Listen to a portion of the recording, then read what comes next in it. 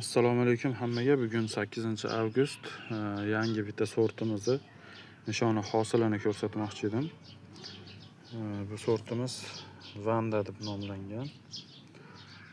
Halloween bilan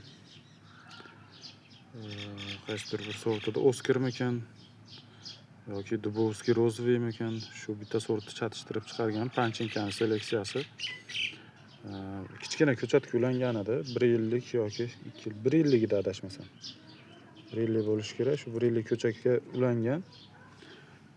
Bu yil mana o'sha ulangan yili nishonasi. Endi bu ko'rinishi o'sha Halloweenga o'xshab ketadi. Faqat razmerlari undan ancha katta bo'lishi kerak. Bu endi nishonaga yaxshi, yomon emas.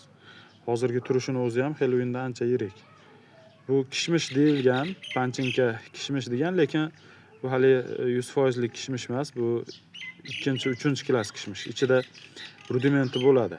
Ya'ni o'sha urug'i bo'ladi. Sal yumshoqroq bo'ladi urug'i.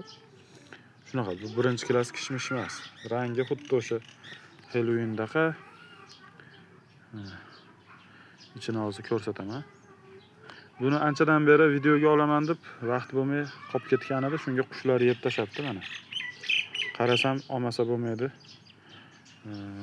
Shunga video qilyapman. Mana ichi urug'i.